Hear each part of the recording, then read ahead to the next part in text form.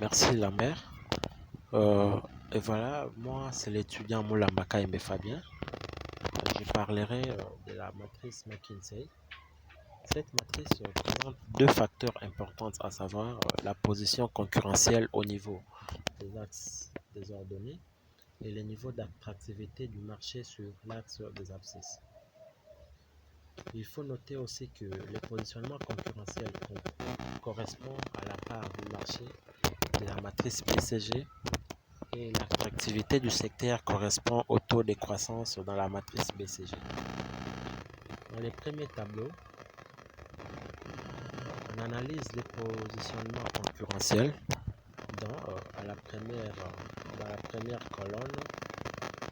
Nous devons introduire les facteurs de succès qui sont les idéaux à atteindre pour une entreprise. Nous citons par exemple la qualité, l'infrastructure, les profits, la localisation, les prix, les ressources humaines, l'inflation, et à cela nous pouvons aussi ajouter la part du marché. Et dans la deuxième colonne, les weights, nous allons mesurer les poids ou l'importance de chaque facteur sur le marché. Et la somme des pondérations doit être égale à 100. Et au niveau du troisième colonne, dans les troisième colonne, nous faisons l'évaluation en interne par rapport à l'entreprise sous étude.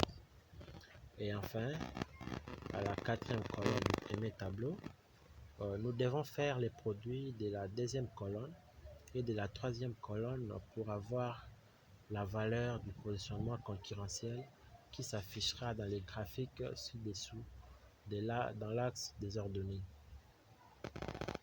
Et au niveau du deuxième tableau, nous analyserons les positionnements d'attractivité du secteur. Ici, dans la première colonne, nous pouvons introduire les facteurs externes du succès de l'entreprise. Entre autres, nous citons les taux de croissance, la stabilité du taux d'échange, la fiscalité favorable, l'existence des barrières à l'entrée. Et dans la deuxième colonne, nous allons mesurer les poids ou l'importance de chaque facteur sur le marché. Et la somme des pondérations doit être égale à 100. Et dans la troisième colonne, nous allons faire toujours la même chose comme nous l'avons fait dans les premiers tableaux. Nous allons évaluer en interne par rapport à l'entreprise sous étude. Et enfin, à la quatrième colonne du deuxième tableau, nous devons faire les produits de la deuxième colonne et de la troisième pour avoir la valeur de l'attractivité du secteur qui s'affichera dans les graphiques ci-dessous dans l'axe des abscisses. Et enfin ici, nous sommes dans le troisième tableau où les croisements de l'axe des ordonnées et l'axe des abscisses dans les graphiques nous permettra de définir les stratégies à adopter. Là, l'entreprise peut se fixer des stratégies, soit investir ou ne pas investir dans les projets. Et à présent, je laisse la parole à mon cher ami Christopher Bindanda pour la suite. Voilà, c'est l'étudiant Bindanda Talamako Christopher. À ce niveau, l'analyse Pistel nous aide à faire un bon diagnostic stratégique. Et cet outil nous permet de faire une analyse du macro-environnement afin d'identifier un ensemble de facteurs susceptibles d'avoir une influence sur le projet de manière durable. En ce qui concerne la catégorie, nous allons identifier deux facteurs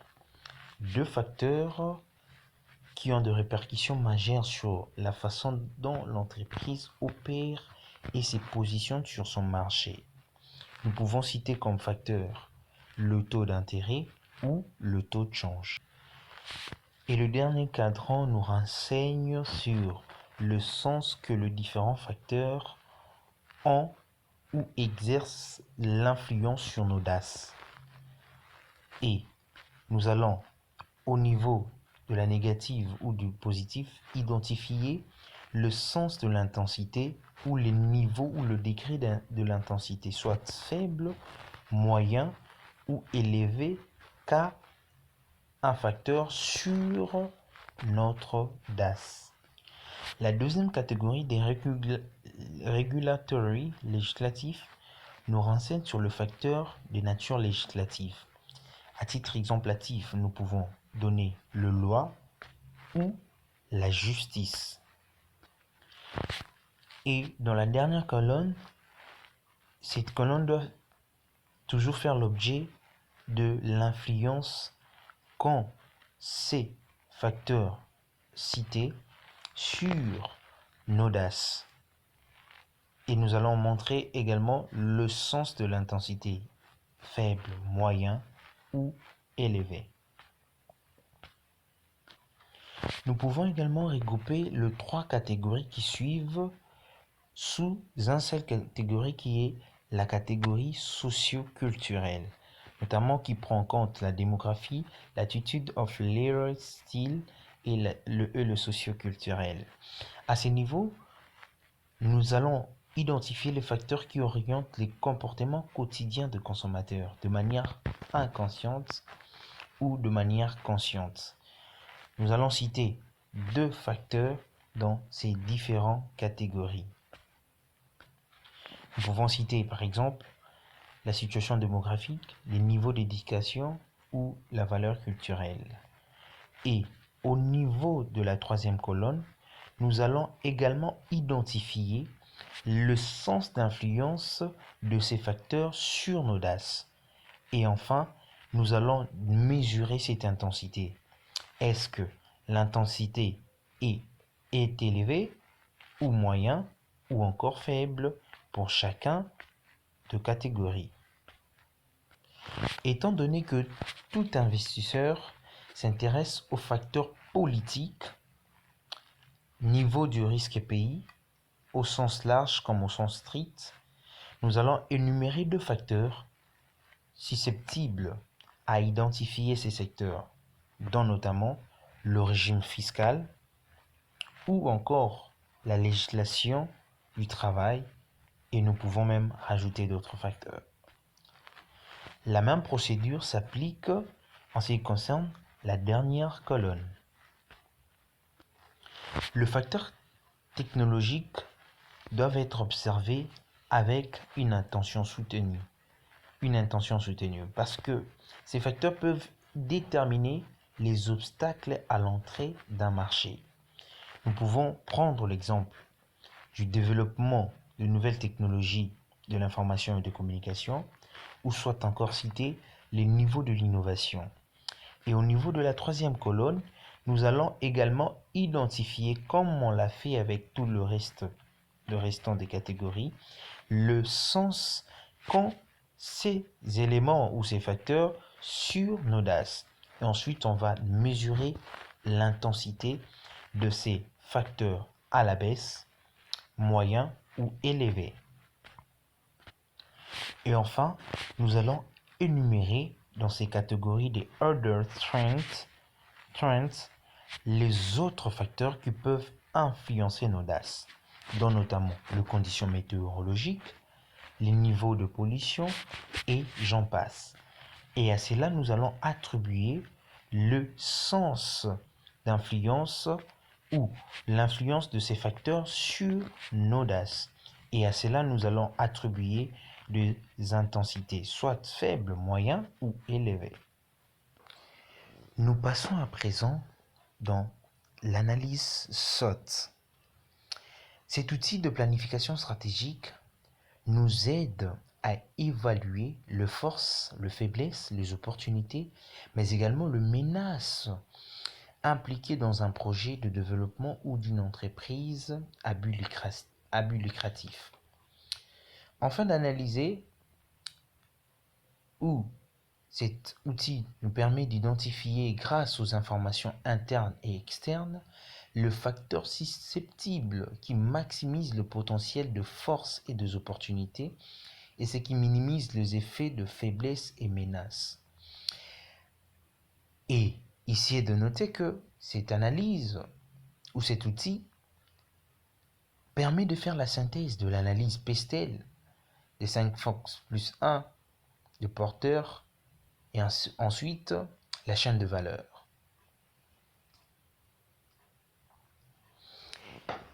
Et alors, au niveau de l'environnement interne, nous identifions les forces d'une entreprise en interne. Et parmi ces forces, nous pouvons citer la motivation des investisseurs, la motivation de personnel, et j'en passe. Et deuxièmement, l'analyse consiste à énumérer les faiblesses au niveau interne de l'entreprise. À titre exemplatif, le manque d'équipement approprié, manque des outils nécessaires et appropriés pour le bon fonctionnement de nos services. Et au niveau externe, il est important de noter que l'analyse ou l'outil permet d'identifier les opportunités, les différentes opportunités qui influent sur notre activité. Pouvons citer, à titre exemplatif, la coopération avec le bailleur de fonds potentiel ou la coopération avec les ONG potentiels. Et l'analyse se conclut par une évaluation de menaces, toujours au niveau externe. Nous identifions les menaces ou les différentes menaces à titre exemplatif, la mentalité de la population, les niveaux d'instruction de la population et les autres éléments que nous pouvons avoir qui peuvent faire l'objet de menaces de notre entreprise. Nous passons à présent à l'analyse dose. Il est important de savoir que ces modèles est beaucoup plus avancé dans l'analyse et dans le raisonnement, car tout simplement, il nous permet d'avoir un aperçu ou une idée sur la stratégie combinatoire de facteurs externes d'avec le facteur interne. Et à savoir que les différents éléments que nous avons introduits dans l'analyse SWOT seront repris ici dans ces cadrans, notamment en termes de force, et ici en termes de faiblesse, et ici en termes d'opportunité, et ici en termes de menaces. Ensuite, si, par exemple, on se disait de se retrouver dans ces cadrans, d'évaluer ces cadrans, nous allons énoncer une stratégie combinatoire et laquelle sera en train de combiner les faiblesses d'une part et les opportunités de l'autre part. Alors, nous donnons un exemple.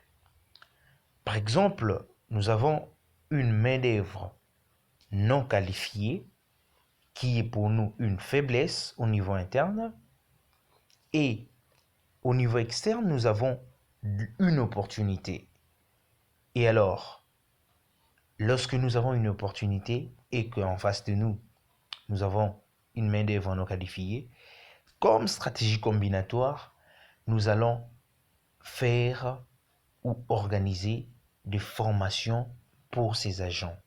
Donc, la formation pour les agents constituera notre stratégie dose ou combinatoire. Et voilà donc la même stratégie ou la même pensée est appliquée pour le restant des cadrans, notamment le cadran qui combine les forces et l'opportunité, le cadran qui combine les faiblesses et les opportunités, le cadran qui combine les faiblesses et les menaces. Et à présent, nous passons à la stratégie Canvas. Le tableau que nous voyons sera rempli automatiquement après avoir remplacé ou complété les éléments dans le tableau ci-dessus. Et alors, ici est de noter que cet outil nous permet de retranscrire de manière simple le modèle économique d'une entreprise en parfaite adaptation, soit à la phase de la création, ou soit encore pendant ou après le nouveau service. L'analyse nous permet d'insérer le facteur d'une part et la compagnie sous étude en évaluant ainsi ses caractéristiques en l'interne d'autre part. Alors, à quoi sert cet outil Canvas? Elle nous renseigne sur le financement de l'entreprise, sur la promotion de valeur, le segment de la clientèle visée par l'entreprise, mais également sur la structure de coût de l'entreprise. Après avoir complété toutes ces informations, nous aurons par la suite un modèle graphique de notre modèle Canvas de manière détaillée, de manière très significative et beaucoup plus claire qui se représentera dessus. Nous disons merci pour votre attention soutenue. C'était l'étudiant Bindanda Christopher Talamako.